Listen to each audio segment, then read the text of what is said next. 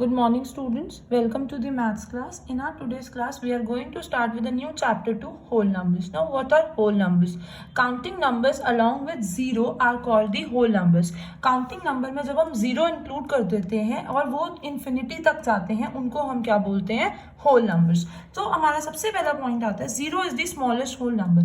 Our smallest whole number is zero. There is no largest whole number as there are infinite number of whole numbers. और हमेशा याद रखना कि कोई भी largest whole number नहीं है because infinite numbers of whole numbers are there. We have no end of our whole numbers. Now every whole numbers has a successor. हम किसी भी whole number का successor easily find कर सकते हैं. अब successor क्या होता है? जब हम given number में +1 करते हैं that is the successor. आपने अपनी previous classes में पढ़ा है how to find the successor. Successor is given number plus 1. Now every whole number except 0 has a predecessor. Successor का opposite होता है predecessor. Predecessor is given number -1. Predecessor is given number -1. Her whole number का predecessor exist करता है except 0. Because 0 का predecessor क्यों नहीं होता बेटा? क्योंकि सबसे smallest whole number क्या है? 0. अब मैं 0 में से -1 possible ही नहीं है, हमारे पास आंसर ही नहीं आएगा. That is why every whole number except 0 has a predecessor. Only 0 is the whole number whose predecessor does not exist. I hope the definition and these points are clear to you. Counting numbers along with 0 are called the whole numbers. Our smallest whole number is 0. There is no largest whole number as there are infinite number of whole numbers. Every whole number has a successor. Always learn this formula. Successor is equals to given number plus 1. Every whole number except 0 has a predecessor. ये point आपसे fill in the blanks, true, false किसी भी form में पूछा जा सकता है. Every whole number except dash has a predecessor, so your answer will be 0. And the formula for predecessor is given number -1. I hope these points and definition is very much clear to you. Now move to our examples. Example says write the successor. आपको इस example में क्या find करना है? Successor find करना है. First part is 9,999. हमें 9,999 का successor find करना है. Now what is our formula for successor? Given number plus 1. So 9,999 में हम क्या करेंगे? Plus 1 कर देंगे which comes out to be 10,000. Comes out to be 10,000. Our next part is 1 lakh. Now we have to find the successor of 1 lakh. Again given number plus 1. So we will add 1 lakh plus 1 which comes out to be 1 lakh 1. So our successor of 1 lakh is 1 lakh 1. I hope how to find successor is clear to you. Now moving on to our next example, write the predecessor. In this example we have to find the predecessor. Now how to find the predecessor? Let's have a look. Predecessor is equals to given number -1. So a part is 6,99,000. We have to find the predecessor of 6,99,000. Simply predecessor is equals to given number -1. So 6,99,000 -1 comes out to be 6,98,000. Now move to the next part. 2,000. We have to find the predecessor of 2,000. Again, given number -1, that is 2,000 -1 comes out to be 1,999. I hope these two examples are clear to you. Quickly have a look on these examples. Now, moving on to the next topic. Addition and subtraction on the number line. Addition and subtraction आपने पीछे previous classes में सीखा है, but अब हम addition and subtraction number line की help से सीखेंगे. Before understanding, हम ये कुछ points understand करते हैं. Every whole number on the number line is greater than every whole number on its left. Now हम इसको एग्जाम्पल से समझते हैं नंबर लाइन की हेल्प से. दैट इज वो क्या कह रहे हैं? एवरी होल नंबर, हर होल नंबर नंबर लाइन पे greater than every whole number on its left. For example आप इधर देखो 6 है, 6 के लेफ्ट में क्या है? 5. तो वो बोल रहे हैं कि हर होल नंबर जो उसके लेफ्ट में है वो उससे 6 जो है वो 5 से बड़ा है. तो जो होल नंबर है 5, इसके राइट वाला जो नंबर है वो बड़ा होगा. Clear? Now every whole number on the number line is less than every whole number on its right. Right पहले उन्होंने लेफ्ट के कंपैरिजन में बोला था कि अगर 6 है तो उसके लेफ्ट में छोटा नंबर होगा और अगर 5 है तो उसके राइट में बड़ा होगा. हमेशा याद रखना होल नंबर लाइन में राइट साइड में नंबर इंक्रीज होते हैं, लेफ्ट साइड में नंबर डिक्रीज होते हैं. तो राइट साइड में every whole number will be greater और left side में every whole number will be smaller. For example, 6 is greater than 5, 7 is greater than 6. Moving on to the left side, 4 is less than 5, 3 is less than 4. Clear? Now ये दोनों points हमें यही समझा रहे थे. Quickly have a look at these points. Now example says find the sum of 4 and 3 using the number line. अगर मैं normal आपको बोलती कि इस 4 और 3 का सम निकालो, आप सिंपली मुझे फटाफट से ऐड करके बता देते. बट यहाँ पे क्वेश्चन ये है कि 4 और 3 का सम निकालना है आपको यूजिंग दी नंबर लाइन. आपको किसका यूज करना है? नंबर लाइन को. तो सबसे पहले हम नंबर लाइन ड्रॉ करेंगे. आप पेंसिल और स्केल की हेल्प से नंबर लाइन ड्रॉ करेंगे with equal distance in between. हमने 0 से 10 तक नंबर लाइन ड्रॉ करी है. अब हम quickly have a look how to find the sum. Since we have to add 4 and 3, then follow the given steps. हम इन given steps को follow करेंगे. अगर आपके पास एग्जाम में sum find करने के लिए आता है using the number line, आप simply ये number line के through sum add कर दोगे.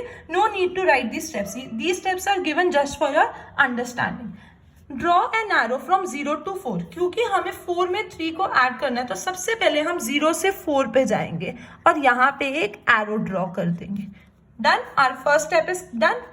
From the number 4, move 3 steps to the right of 4.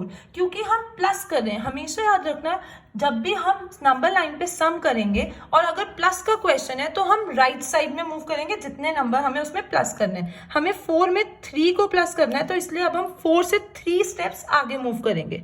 1 step, 2 step and 3 step. यहाँ पे एरो बना लेंगे. Step 1, step 2, step 3. हमने 3 स्टेप्स मूव कर लिए. अब हमने यहाँ पे एरो बना लिया. Observe the tip of the last arrow on the number line. Last arrow हमारा किस पे आ रहा है? 7 पे. So that is 4 + 3 = 7. तो हमारा सम कितना आ गया? 7. I hope finding this sum using the number line is clear to you. I hope it's clear. Now अब हम सीखेंगे how to find the difference on number line. Now find the difference of 4 and 6 using the number line. अब मुझे 4 और 6 का difference find करना है अपनी नंबर लाइन की हेल्प से. अगेन सबसे पहला स्टेप है कि मैं नंबर लाइन ड्रॉ करूंगी starting from 0 with equal distance in between और उसमें नंबरिंग मार्क करूंगी. नाउ डिफरेंस ऑफ 4 and 6 का मतलब क्या है? 4 - 6 not possible. We have to find 6 - 4. अब हमारा पहला स्टेप क्या होता है? हमेशा 0 से जिस नंबर पे स्टार्टिंग नंबर है उस पे जाते हैं. So first we will 0 to 6 हम मूव करेंगे. Clear? Our arrow is first arrow is on 6. Now 6 - 4. जब हम प्लस कर रहे थे तो हम राइट साइड मूव कर रहे थे, बट जब हम माइनस करेंगे तो हम लेफ्ट साइड पे मूव करेंगे. अब कितने स्टेप मूव करेंगे? हमें क्या नंबर माइनस करना है? 4. सो हम 4 स्टेप लेफ्ट साइड मूव करेंगे. 1 2 3 4 एरो बना देंगे. क्लियर? किस पे हमारा एरो रुक है? लास्ट 2 पे. That means 6 - 4 = 2. 6 - 4 = 2. I hope it's clear to you. बस एक चीज याद रखना, जब हम प्लस करेंगे तो हम राइट साइड की तरफ मूव करेंगे और जब माइनस करेंगे तो लेफ्ट साइड की तरफ मूव करेंगे. Quickly have a look on these 2 examples. I hope it's clear to you. Now our next sub topic is properties of addition. अब हम addition से पहले उसकी कुछ properties सीखेंगे. Our first property is closure property. Closure property क्या कहती है? If a and b are 2 whole numbers, कोई भी 2 whole numbers ले लो a and b, then a plus b will also be a whole number. तो property ये कह रही है कि अगर कोई 2 नंबर a और b ले रहे हैं तो अगर जब हम उनको प्लस करेंगे तो जो उनका सम आएगा वो भी क्या होगा? Whole number. एग्जाम्पल से समझते हैं. 2 + 5. 2 is a whole number. 5 is a whole number. Agreed. Now 2 + 5 is 7. 7 is again a whole number. तो यही हमारी प्रॉपर्टी कह रही थी. If a and b are 2 whole numbers, then a plus b will also be a whole number. We have verified it with the help of example also. Hence, whole numbers are closed under addition. इसीलिए इसको बोला जाता है whole numbers are closed under addition. I hope property number 1 is clear to you. इस property को हम बोलते हैं क्लोजर प्रॉपर्टी. क्या बोलते हैं? Closure property. And next property is commutative property. Commutative property क्या कहती है? If a and b are any 2 whole numbers, अगर a और b कोई 2 whole numbers लेते हैं, then a plus b is equal to b plus a. चाहे मैं a में b को प्लस करूं चाहे b में a को प्लस करूं, our sum will remain the same. Let's verify it with the help of example. Let us consider 2 whole numbers 18 and 26. मैंने a ले लिया 18 और b ले लिया 26. दोनों ही whole numbers हैं. सबसे पहले हम a plus b फाइंड करते हैं. Now a plus b is 18 plus 26 comes out to be 44. Agreed. Now we will find b plus a. 26 plus 18, again 44.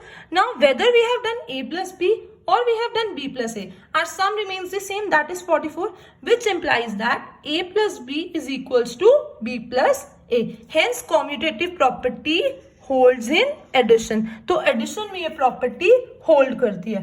मैं दोबारा समझा देती हूँ. commutative property कहती है अगर a और b कोई दो whole number है, whether we add a plus b or b plus a, our sum remains the same. हमारा sum same रहता है. I hope it's clear to you. You can verify it with the help of any example by taking any two whole numbers. Clear? Now comes to the next property, associative property. Associative property क्या कहती है?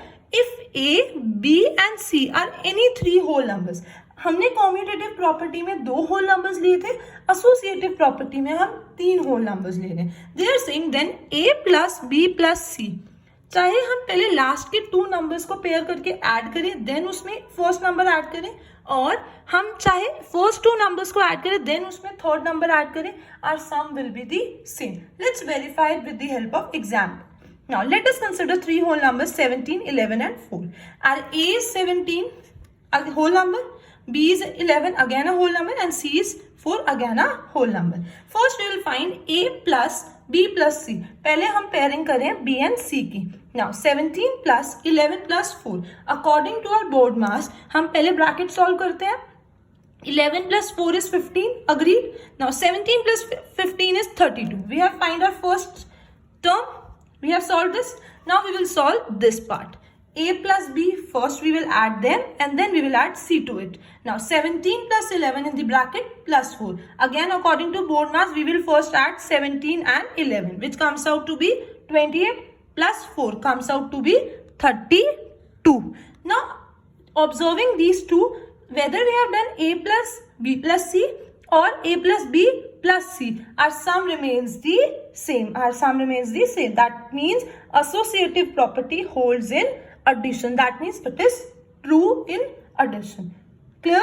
ये property बहुत important है, आपको आगे question solve करने में भी हेल्प करेगी, तो प्लीज इसको बहुत अच्छे से याद रखिएगा.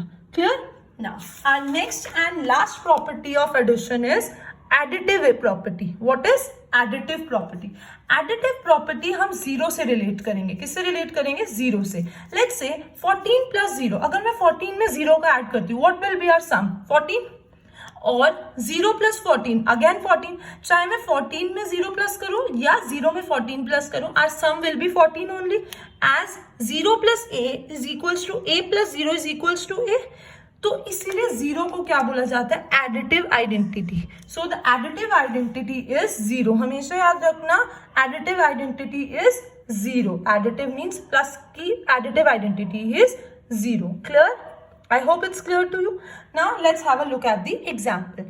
Example says determine the sum by suitable rearrangement. हमें इनका sum find करना है, लेकिन simple way में नहीं करना कि simply हमने column में arrange किया and then we started added. No, you have to find the sum by suitable rearrangement.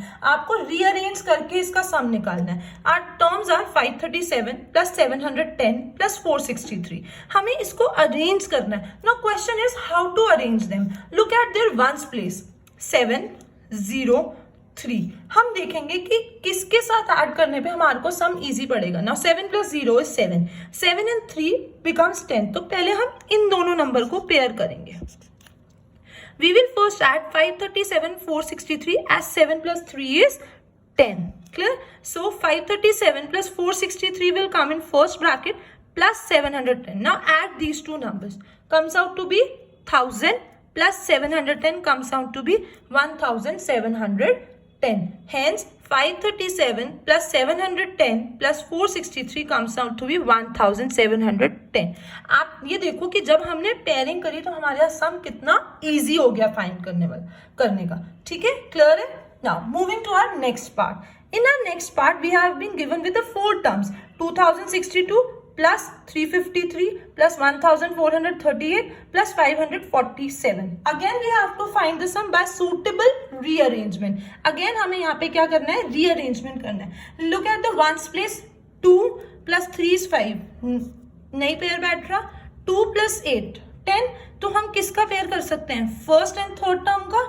3 plus 7, again 10. Second and fourth terms can be paired up, as 2 plus 8 is 10 and 3 plus 7 is 10. So we will group the numbers 2062 plus 1413 in the one bracket plus 353 plus 437. Adding these two numbers, we are getting 3500. Adding these two numbers, we are getting 900. So adding these two, both the sum come out to be 4400. Suitable rearrangement का मतलब क्या होता है कि हमें इस तरीके से अरेंज करना है कि हमारा जो सम है वो थोड़ा सा इजी वे में फाइंड आउट हो जाए. Clear? I hope this example is very much clear to you. Just quickly have a look at it. Thank you.